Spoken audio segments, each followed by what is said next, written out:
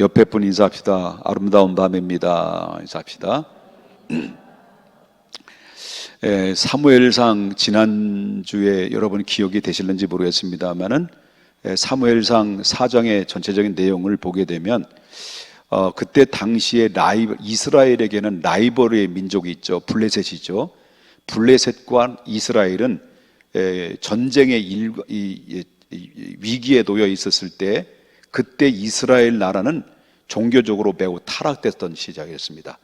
제사장이 그때 당시 나이 먹은 엘리 제사장인데 그 업무를 거의 볼 수 없고 그의 아들 홈리와 비느하스가 제사장의 업무를 전부 다 도맡아 일을 했었는데 그 홈리와 비느하스가 도덕적으로 성적으로 모든 면에 영적으로도 완전히 타락을 한 거예요.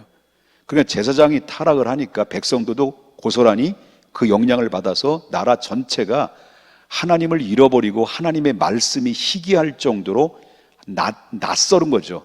하나님에 대한 은혜가 낯설고 그리고 하나님의 말씀에 대한 말씀들이 낯설은 거예요. 그만큼 영적으로 바로 뭐냐면 그 이스라엘 땅에는 말씀이 없었고 또 하나님 앞에 제사를 해도 마음이 떠난 형식만 남아있지 속은 완전히 썩은 호박처럼 완전히 썩어 빠져버린 그런 이스라엘 민족들의 영적인 상태를 우리가 볼 수가 있었다라고 하는 거죠. 그런 가운데 하나님이 이스라엘을 치기 위해서 누구를 세웠느냐면 블레셋이라는 나라를 세운 거예요. 그래서 전쟁을 치렀습니다. 1차 전쟁 때 바로 뭐냐면 군사 4,000명이 죽고 결국 이스라엘이 1차 전쟁에서 패하고 말았어요. 그 패한 원인이 무언가라고 장로들이 모여서 의논을 한 거예요.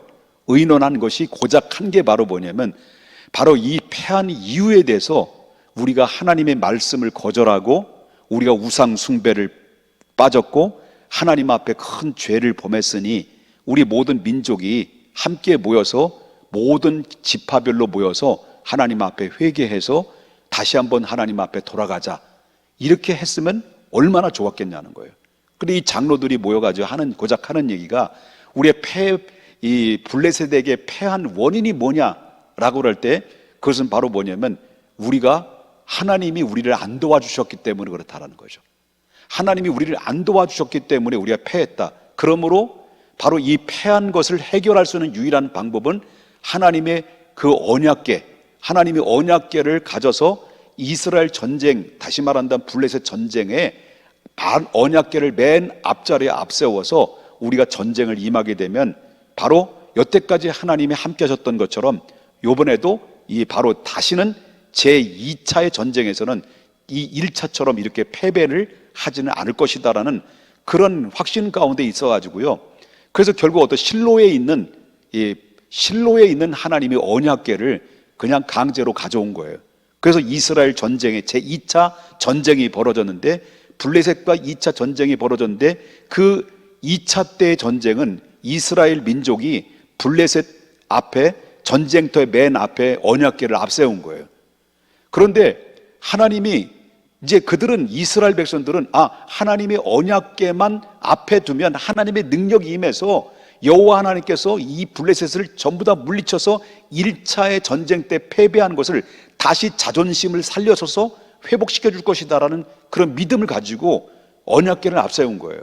근데 2차 전쟁 때 정말 이스라엘이 승리할 것이다라는 이 기대감에 전혀 의심하지 않았던 이스라엘이 완패하고 말한 거예요. 두 번째도. 그래서 결국 어떤 사람이 이 군사가 이스라엘 군사가 3만 명이 그 자리에 죽은 거예요. 여러분 3만 명이라고 한다면 그 인구가 적은 인구예요? 많은 인구잖아요. 여러분 이 도시에도 3만 인구라고 한다면 적은 도시가 아니거든요. 근데 군사 3만 명이 죽었다라는 것은요, 이걸 전쟁에서 엄청난 죽음을 의미할 수가 있다라고 하는 거죠. 그 블레셋에 의해서 바로 법궤를 앞세우면 승리할 줄 아는데 법궤는 아무런 하나님의 능력도 나타나지 않고 바로 이스라엘 도와준 그런 흔적도 조차도 없는 거예요. 그러니까 완전히 바로 뭐냐면 김 빠진 거예요. 소위 말한다면 고무풍선에 바람 빠진 것처럼 그 이스라엘 백성들은 하나님을 떠나니까 결국 흐느적거려서 침 한 번 쓰지 못하고 바로 블레셋의 완패함으로 말미암아 여러분 보병 3만 명이 그 자리에 죽고 말았습니다. 그 3만 명이 죽은 것뿐만 아니라 부상자가 얼마나 많이 있겠습니까? 그렇죠? 죽은 보병이 3만 명이라고 한다면 바로 거기에 부상자들은 3만 명보다 훨씬 더 뛰어넘는 사람들이 부상을 당했다고 한다면 바로 보니까 이 얼마만큼 이 전쟁에서 커다란 치명적인 그런 치명타를 얻었는가라는 것을 우린 충분히 짐작하고도 남은 거죠. 거기에다 뭐가 이루어졌냐면 이 제사장이 그 법궤를 지키고 있었던 이 엘리 제사장의 두 아들이 있잖아요. 이 정말 타락한 두 제사장, 그 자리에서 즉사를 했어요. 전쟁에 죽고 말았어요. 그런데 죽고 마른 이 두 제사장들이 죽은 다음에 그뿐만 아니라 법궤가 에베네스로 뺏겨가지고 결국 하나님의 법궤로 블레셋에 의해서 빼앗기고 마른 거예요. 거기에 그 상황이 이루어진 거에 대한 그 소식을 누가 전해 들었습니까? 그 실로에 앉아서 있는 그 엘리 제사장에게 그 소식을 전해 드리는 거예요. 바로 전쟁에서는 대패를 했고 3만 명이 죽게 됐고, 그리고 법궤는 빼앗겼고 두 아들이 죽었습니다. 그러고 나서 엘리의 제사장은 그 나이가 많고 뚱뚱하다 보니까 그 말에 충격을 받아서 그냥 그 자리에서 꼬꼬라 넘어진 거예요. 넘어져서 문지방에 걸려가지고 목이 부러져 죽어버렸어요. 그래서 엘리의 가정이 완전히 몰락했습니다. 이스라엘은 완전히 대패하고 말았습니다. 그리고 이스라엘은 완전 희망이라는 것을 찾아볼 수 없을 만큼 하나님이 함께한다는 상징적인 언약궤도 전부 다 빼앗기고 말았어요. 이런 완전히 초토화가 된 이런 상태 속에 놓여 있었어요. 그런 가운데 블레셋에는 어떤 일이 벌어졌습니까? 축제의 분위기였어요. 축제의 분위기. 그래서 결국 어떻습니까? 언약궤를 바로 에베네스라는 곳의 언약궤를 어디로 옮깁니까? 아스돗이라는 곳으로 옮겨요. 아스돗이라는 곳은 옮겨가지고 바로 뭐냐면 그걸 어디로 이제 저기 되냐면 오늘 보면 여기 나오는데 써졌는데 여기 내가 원고를 뒤집어놨네 또. 다곤이라는 신전, 그 아스돗으로 옮겨가지고 그 하나님의 언약궤를 블레셋의 신전이라는 다곤이라는 신전이 있거든요. 다곤의 신전 안에 둔 거예요. 거기에는 다곤이라는 아스돗에는 다곤 신전에는 다곤 신이라는 우상이 있을 거 아니에요, 그죠? 우상이 있는데 그 우상들이 널려져 있는 그 우상 속에 하나님의 언약궤를 거기다 둔 거예요, 블레셋 사람들이. 그런데 이틀이 지났어요. 이틀이 지났는데 어떤 일이, 오늘 본문에 보니까 이틀이 지났는데 어떤 일이 벌어졌냐면 그 여호와의 언약궤 앞에 다곤 신이 넘어진 거예요. 그리고 얼굴이 여호와의 언약궤 앞에 다곤 신이 벌러덩 넘어져가지고 엎드러진 게 코가 이제 그 땅에 단 거죠. 엎드러져 버린 거예요. 여러분, 그것이 왜 그렇다면 이 블레셋 사람들이 왜 많고 많은 이 신전 중에 다곤이라는 신전 안에다 언약궤를 놓았느냐? 그것은 그때 당시 고대 근동의 지역의 이 정서를 보게 되면 이게 관습이 있었어요. 전쟁에서 만약에 이겼다라고 한다면 그들이 섬기고 있는 모든 신들이 있잖아요. 이 우상들을 전부 다 빼서 전리품이라는 거, 전리품. 이 전리품으로 가져오게 돼 있어요. 근데 여호와의 언약궤도 그들은 뭘로 생각한 거예요? 전리품으로 생각한 거예요. 그래서 이 다곤 신에 두고 바로 뭐냐면 다곤 신이 여호와의 신을 짓밟았다라는 그러한 이 관습을 가지고 있었기 때문에 그 다곤 신 앞에 둔 거예요. 여호와의 신이 아무것도 아니다, 다곤 신 앞에 짓밟힘을 당했다. 그리고 이 블레셋 사람들이 그 광경을 보고 사기가 막 올라가는 거죠. 블레셋이 이겼다. 여태까지 여호와의 신이라고 하는 신이 여태까지 이스라엘 백성들을 가나안 땅까지 인도했다 할지라도 결국은 승리는 우리의 것이었다. 다곤 신이 여호와의 신을 짓밟았다라는 이런 관습이 고대 근동 지역에는 그런 전리품으로 생각했다라고 하는 거죠. 그런데 이튿날 딱 지나니까 그 여호와의 그 사람들이 그 다곤 신으로 들어간 거 아니에요. 근데 여호와의 신 앞에 그 다곤 신이 그냥 엎어져 버린 거예요. 머리에 땅바닥에 댄 거예요. 그래서 그 사람들이 그것을 다시 이제 세웠죠. 세우고 다음 날 이튿날 지난 다음에 들어가 본 거예요. 이튿날 지나고 나 보니까 또 어떤 일이 벌어졌어요. 양팔은 손모가지는 다 부러지고, 매가지는 부러지고, 매가지가 절단되고 손모가지가 부러지고, 그리고 뭡니까? 그 얼굴은 땅바닥에 내동댕이 쳐가지고 여호와의 신 앞에 엎드러져 버린 거예요. 그럼 뭐만 남은 거예요? 몸뚱아리에만 남은 거예요. 이런 광경들을 보면서 방백들이, 이 소위 말한다 블레셋 사람들 방백들이 모여서 회의를 한 거예요.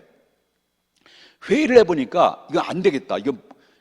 그래서 안 되겠다 생각해가지고 있는 가운데 있었을 때 거기다 설상가상으로 바로 뭐냐면 아스도드에 있는 살고 있는 사람들 있죠. 그 백성들이 있잖아요. 백성들의 하나님의 신이, 하나님의 능력이 그 블레셋의 아스도드에 살고 있는 모든 백성들에게 뭐가 임한 거예요? 하나님의 질병을 바란 거예요. 그래서 이 온 몸에 악한 종기를 나게 해가지고 그들의 고통을 주고 거기에는 개중에는 죽는 사람들이 이루어지게 된 거죠.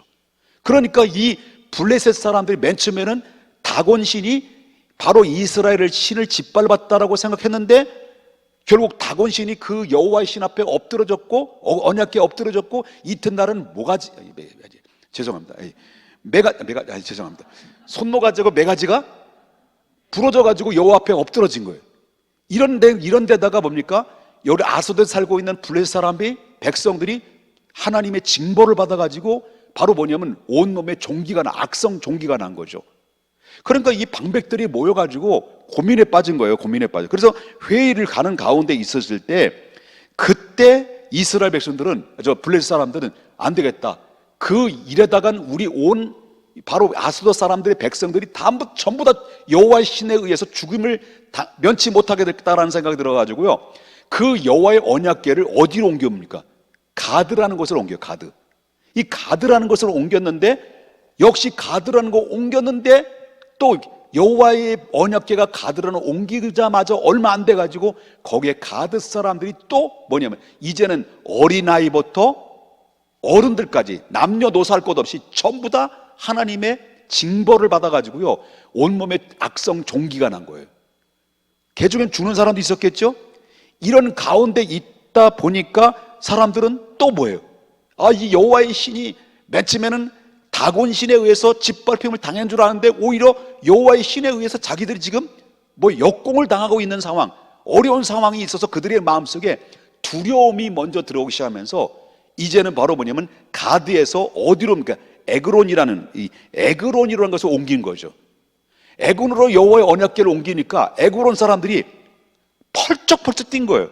아니 바로 이 여호와의 신을 이곳에다 놓음으로 말미암아 우리까지 죽게 만들 거냐라고 하면서 막 항의가 일어나니까 방백들이 회의를 하면서 안 되겠다. 그 여호와의 신을 언약궤를 다시 어디로 보내자라는 거예요. 베세메스로 보내자. 이렇게 했다라는 거예요. 오늘 본문에 나오는 스토리가 지금까지 이야기한 것이 오늘 본문의 전체적인 내용이에요.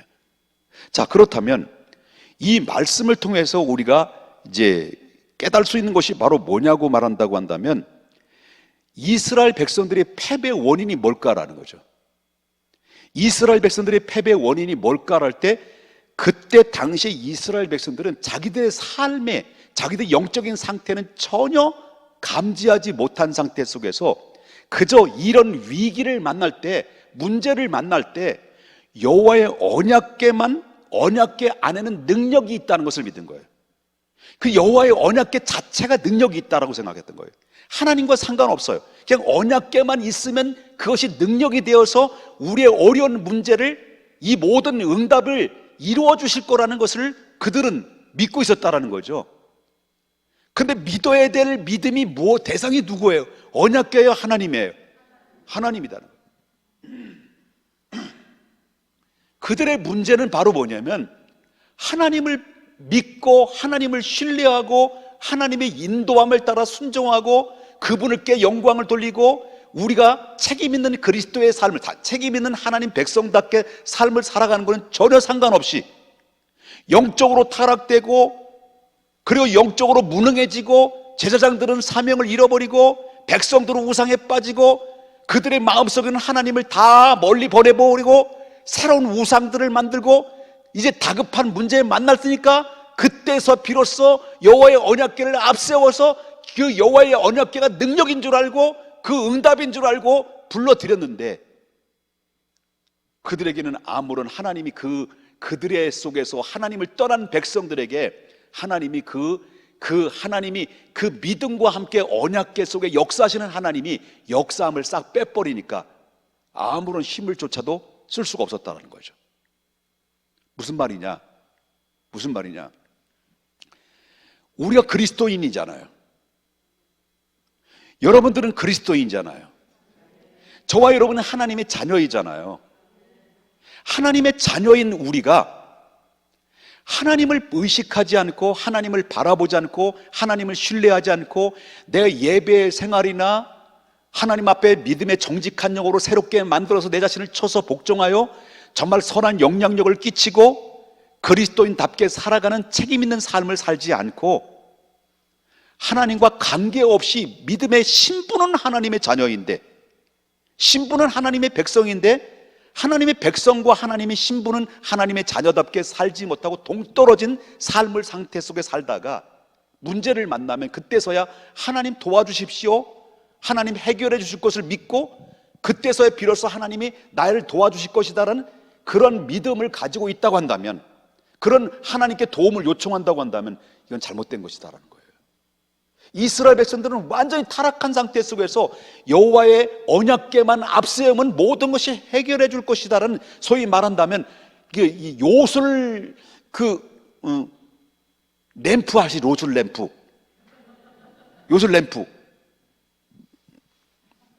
이게 있잖아요. 왜? 그 요술 램프처럼 주문만 이으면 하나님이 어떻게 하실 거라는 생각을 가지고 있었던 이 잘못된 관념적인 타성적인 이런 이스라엘 백성들의 패턴이 결국 뭡니까? 하나님의 싹 빠진 언약궤를 믿은 것은, 언약궤의 능력을 믿고 신뢰하는 것은 그건 바로 우상숭배였다는 거죠. 우상숭배. 우리가 실패하는 원인은 바로 뭐냐면 하나님이 없는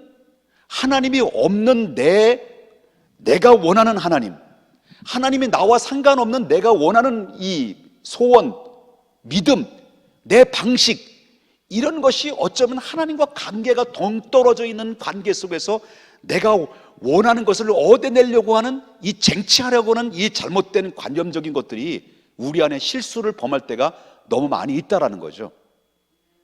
많이 있다라는 거예요. 과연 내가 기도하는 목적과, 과연 내가 하나님 앞에 예배하는 예배와, 내가 하나님 앞에 나와서 믿음 안에서 믿음 생활하는 믿음 생활이 하나님과의 관계가 있는지, 하나님과 동떨어져 있는 것인지, 내가 원하는 하나님인지, 하나님이 원하는 하나님인지, 하나님이 원하는 나인지, 내가 원하는 기도인지, 하나님이 원하는 나의 간구인지, 우리는 어쩌면 그것을 망각하면서 살아갈 때가 많이 있다는 거예요. 그렇기 때문에 우리가, 저와 여러분이 분명히 인식하고 살아야 되는 것은, 내가 하나님과의 밀접한 유기적인 관계가 없이 내가 어려운 문제가 발생되고 사건이 만나게 되고 실패가 됐을 때, 그때 마치 주문이 외우듯이 하나님이 이런 모든 어려운 상황을 도와주실 분으로 그걸 믿고 다급한 나머지 하나님 앞에 도움을 요청한다는 것은, 이건 굉장히 문제가 발생될 수 있는 거예요. 이 실패의 원인이 그렇다는 거죠. 엘리야를 보십시다. 엘리야는 때로는 실패한 사람이죠. 실패한 적도 있었죠. 그 노뎀나무 그늘 아래 가기 전까지만 해도 엘리야는 믿음이 충천한 사람입니다. 여러분, 850명대 엘리야 한 사람과 바로 갈멜산 성전에서 불이 임하는 신이 진짜 신인 것을 믿고 너희가 원하는 신을 부르라, 나도 내가 원하는 하나님을 부르겠다라고 해서 바로 겁도 없이 850명의 그 아세라 신과 바알 신을 상대하면서 하나님이 불을 내리기를 간절히 기도했던 무모한 도전을 했던 사람이 누구냐면 엘리야예요. 그런데 바알 신과 아세라 신들은 완전히 자기들이 믿는 신을 구했지만 불이 임하지 않았어요. 그런데 엘리야는 그 하나님 앞에 불을 임하여 응답하셔서 저들이 하나님이 살아계신 것을 알게 해주시고 증명해달라고 기도를 하는데, 기도의 내용이 어느 정도밖에 안 되냐면요, 불과 1분도 안 돼. 1분도 안 되는 기도의 내용이에요. 근데 불이 임했어요. 하나님이 불이 떨어진 거예요. 그러면 바로 이 상황을 보게 되면 우리 자칫 잘못하면 이런 생각이 되죠. 우리가 믿음의 사람들이 내 삶은 내 멋대로 살다고 기도하지 않다가 기도 생활하지 않다가 문제 만났을 때 그때 비로소 하나님 도와주십시오, 불을 내려주십시오 한다고 해서 불이 내려지냐는 거죠. 아니다는 거죠. 엘리야는 그 전부터 기도로 쌓아놓은 게 있는 거예요. 기도로 쌓아놓은 게 있었기 때문에 하나님 앞에 결정적으로 1분도 안 되는 기도를 올렸을 때도 하나님의 응답이 임한 거죠. 그렇기 때문에 저와 여러분이 하나님 앞에 이 모든 신앙 안에서 내 과정을 무시한 채 결과를 얻어내는 것은 이건 잘못된 것이다. 결과 못지않게 뭐가 중요합니까? 내가 지금 한 단계 한 단계 지금 현실적으로 하나님 앞에 어떻게 서가고 있는 과정이, 나의 모습이 어떠인가를 더 중요하게 생각하는 것이 우리 믿음의 사람들의 삶의 태도다라고 하는 거죠. 이 과정이 중요한 거, 과정. 믿습니까? 그리고 또 한 가지는 블레셋 사람들 보자는 거죠. 자, 블레셋 사람들은 지금 다곤신이 여호와의 캐를 이겼다는 거예요. 밟았다는 거예요. 그런데 그들은 바로 뭐냐면 다곤신들을 그들이 섬기고 여호와를 신을 이겼다고 생각했는데 결과적으로 어떻게 된 거냐고요. 결과적으로는 다곤신이 여호와 앞에 짓밟힘을 당했다는 거죠. 그것을 뭘 보면은, 그러므로 말미암아 그들이 한마디로 말한다고 한다면 다곤신이 우수하다, 다곤신이 여호와 신을 짓밟았다라고 해가지고 그들은 바로 과시하다가 결국 어떻어요? 하나님의 여호와의 능력에 의해서 완전히 묵사발이 되고 완전히 속된 말로 개박살이 난 거예요. 그건 뭘 말하냐면, 아무리 사람들이 만들어낸 금수와 버러지 같은 형상을 만들어놨다 할지라도 오직 신은 우주 만물을 주관하시고 생사화복을 주장하시는 하나님 한 분밖에 없다라는 것을 그 현장에서 보여준 것이다라는 거예요. 우리가 유일하신 하나님을 믿고 있다는 것에 대해서 우리는 하나님 앞에 감사를 드리지 않으면 안 된다라고 하는 것입니다. 자, 이제는 저와 여러분이 이제 이 말씀을 통해서 우리가 한번 생각해 보자라는 거죠. 아까도 이제 과정에 대한 이야기를 했습니다. 우리는 결과라는 문제 앞에 우리는 과정을 무시한 채 내가 결과의 문제를 놓고 거기에는 결과를 얻어내기 위해서는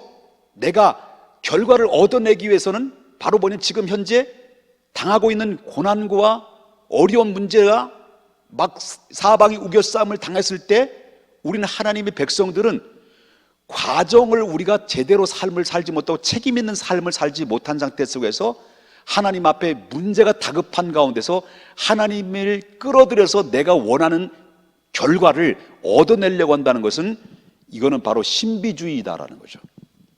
신비주의예요. 그렇기 때문에 하루하루를 우리가 어떻게 살아야 됩니까?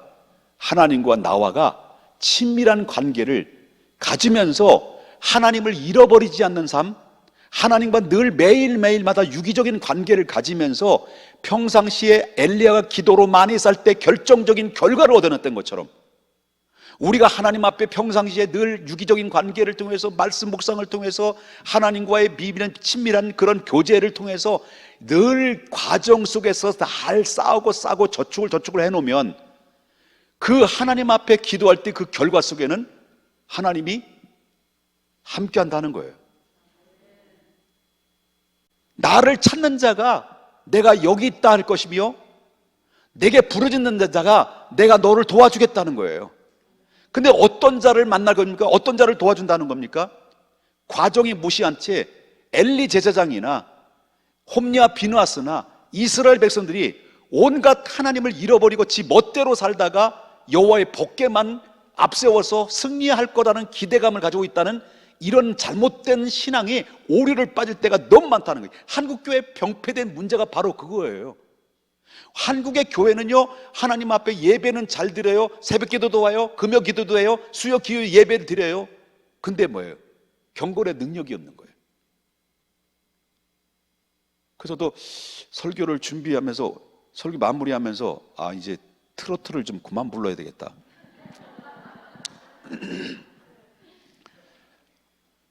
그래서 제가 이제 은퇴할 때 이런 생각을 해요. 이런 은퇴할 때 은퇴 음악회를 하는 거예요.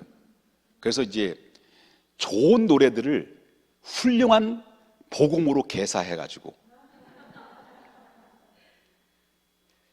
그러면서 느끼는 게, 나는 과연 주님 앞에 결과 앞에 했을 때 응답을 받아낼 수 있을 만큼 하나님의 감동에 대해서 하나님께서 우리에게 응답해 주셔서 하나님의 축복의 사람이 될 만큼 내가 지금 과정이 하나님과의 어떤 관계를 가지고 있느냐. 오늘 이스라엘의 패배의 원인이 무엇이고, 그리고 하나님이 그 결과를 얻어내기 위해서는 그 과정이 얼마나 귀하고 얼마나 중요한가라는 것을 이스라엘의 전쟁에서 패한 모습을 보면서, 어쩌면 하나님이 내가 자녀이지만 백성이지만 결정적인 문제 앞에 하나님이 뒷짐을 지고 침묵을 지킬 수 있는 무서운 결과도 내 안에서 얼마든지 일어날 수도 있다는 거죠. 그렇죠? 그럴 수 있다는 거예요. 그러니까 결과가 중요한 거지만, 결과가 중요하죠. 결과보다 중요한 것은 내가 지금 하나님과의 나와의 관계가 얼마나 중요한가. 이스라엘의 패배의 원인은 그거였던 거예요. 오늘날 그리스도인들이 패배하는 원인도 그거예요. 많은 그리스도인들이 교회를 떠나는 이유도 바로 그거예요. 영적인 멘탈이 무너지는 것도 바로 그거예요. 바로 과정은 무시한 채 결과만을 얻어내려고 하는 이런 우상숭배 신비주의에 빠져있는 사람들이 오늘날 얼마나 많이 있는지 몰라요. 우리는 건강한 믿음의 사람이 되어야 돼요. 오늘 여러분들에게 도전을 주고 싶고, 저에게 도전을 받는 게 바로 뭐냐면, 나는 과연 막상 어려운 위기 앞에 있을 때, 때로는 어떤 상황 앞에 있을 때 하나님 앞에 기도했을 때, 그래, 내가 기꺼이 내가 허락하지, 내가 다른 사람은 몰라도 너쯤이야 내가 안 도와주겠느냐? 네가 나를 찾는데 내가 너로 함께하지, 네가 나한테 구하는데 내가 안 들어주겠느냐? 라고 할 만큼 내가 하나님 앞에 과정 속에 친밀한 관계를 유지하고 있는지를 한 번쯤 돌아보면서, 하나님, 결과만 얻어내려고 하는 이기적인 그런 신앙의 패턴에서 주님과의 친밀한 관계의 과정을, 바로 경건의 능력을 통해서 주님의 형상을 닮아가는 성화의 과정을 통해서 이제 보다 한층 더 성숙한 그리스도인이 될 때, 결정적인 결과는 하나님이 도와주시는 거죠. 하나님이 도우시는 그 은혜와 은총이 여러분에게 함께 하시기를 주님의 이름으로 축복합니다. 찬양 부르겠습니다.